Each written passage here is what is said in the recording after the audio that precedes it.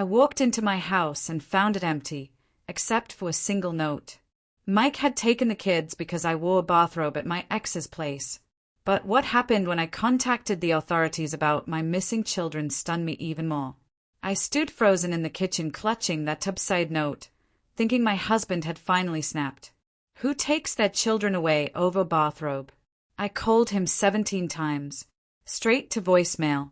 Then I tried his mother. Helen, it's Jessica. Where are Mike and the kids? Jessica, you should reflect on your choices, she said, her voice colder than I'd ever heard. What choices? I demanded. The bathrobe. Mrs. Peterson from Jake's building sent Mike photos. My stomach twisted. That nosy neighbor had been spying on me. Helen, it isn't what you think. Jake's been struggling. I was just supporting a friend. A friend who spends the night and wears his robe, she shot back. The kids are with me until Mike decides. Then she hung up. Even his own mother cut me off. Next, I called my sister. Sarah, thank God. Mike's lost his mind. He took the kids over nothing. I heard about the pictures, she said softly. Maybe you should have thought first before staying at your ex's. We didn't do anything. We just talked about his divorce. Since when is lying about where you were just talking? She snapped. Mike called me last night. Said you told him you were at my place. But you weren't.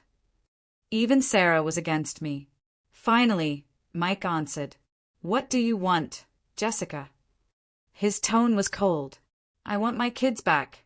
You can't just take them because you're paranoid. Paranoid. He let out a bitter laugh. I have pictures of you leaving Jake's place in his robe at 10 a.m. Mrs. Peterson sent them straight to my office. It's not what it looks like, I said. My robe was dirty. I needed a shower before work. So you showered your exes and wear his clothes? That's your explanation. We're adults, Mike. We can be friends. Adults who sleep over? Who lie? Who wear each other's robes? You're twisting everything. If you loved me, you'd believe me. If you loved me, he said flatly, you wouldn't have slept at another man's place.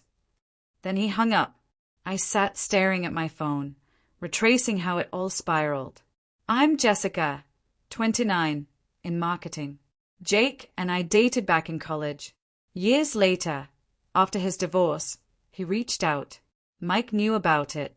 At first, it seemed harmless. Coffee meetups turned into long talks, then late-night calls, then emergencies. I lied more than once, just to comfort him. Mike finally gave me a choice. End this or we're done. I chose to keep helping Jake. Not romantically, but because he needed me. That night, when Jake broke down over his custody battle, I stayed until morning. I needed a shower for work, had no clothes, so Jake handed me his navy robe. And Mrs. Peterson, the neighbor, captured it all on camera.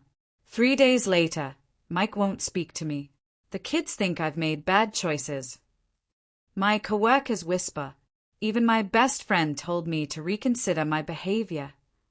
Then this morning, divorce papers arrived. Apparently, I'm the villain. All because I wore a robe that wasn't mine. Subscribe if you believe some people will never see their own faults.